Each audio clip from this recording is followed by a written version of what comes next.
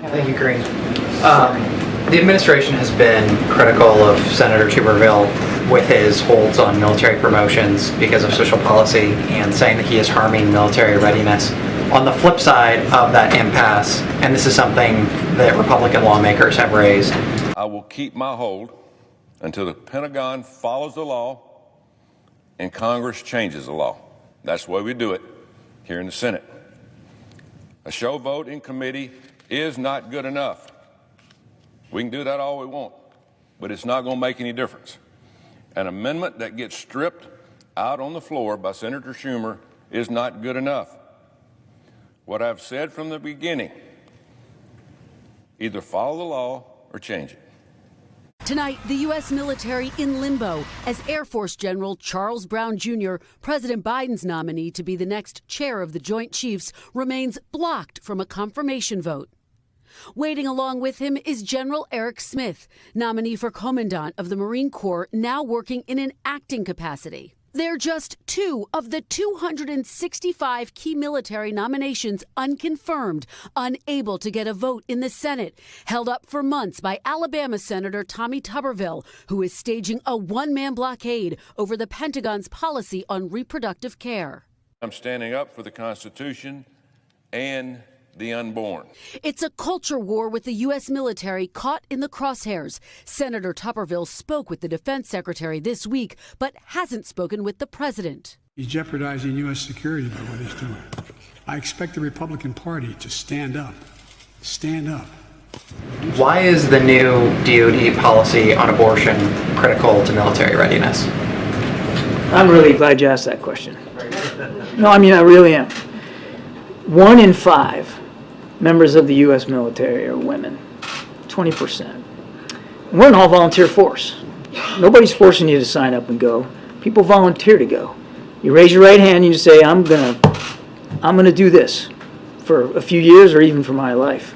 And it might cost me my life to do it. And when you sign up and you make that contract, you have every right to expect that the organization, in this case the military, is going to take care of you, and they're going to take care of your families. And they're going to make sure that you can serve with dignity and respect, no matter who you are, or who you love, or how you worship or don't. And our policies, whether they're diversity, inclusion, and equity, or whether they're about transgender individuals who qualify physically and mentally to serve, to be able to do it with dignity, or whether it's about female service members, 1 in 5, or female family members being able to count on the kinds of health care and reproductive care specifically that they need to serve. That is a foundational, sacred obligation of military leaders across the river. I've seen it myself, and it matters because it says we're invested in you because you are being willing to invest in us. You're investing your life, your family's livelihood with us.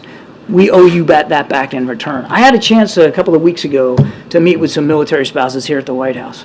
Some were active duty members, some were spouses, all were women.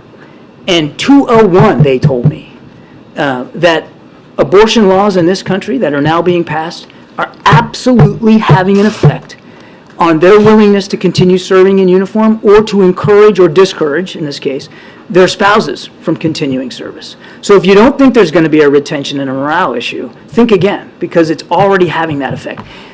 I have a son in the Navy, I think you all know that, and son-in-law too. They're both stationed down in Norfolk on destroyers. You know, and they're proud to keep serving their country in the Navy, but you know, the Navy told them where to go. You go where you're told. That's the way orders work.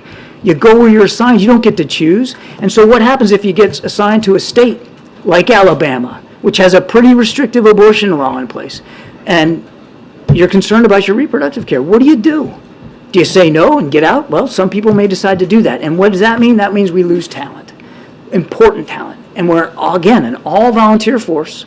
Recruiting is tough enough as it is with a very strong economy out there. We want to keep the people that we get, and we want to make sure that they can continue to serve. So it can have an extremely significant impact on our recruiting and our retention. Not to mention, it's just the right darn thing to do for people that raise their hand and agree to serve in the military. Factors that I think about as we're going through this and how we are working to mitigate the challenges associated with the holes. there's aspects of readiness in the transition and leadership, and for our young service members to know who is in the position of leadership that's qualified, has the experience to be there, and not in some cases putting we have strong deputies, but at the same time they don't have the same level of experience going forward. My concern there is future retention, because we have our more junior officers who now will look up and say, if that's the challenge that I'm going to have to deal with in the future, I may not want to. I'm going to balance between my family and serving in a senior position, and we will lose talent because of those challenges.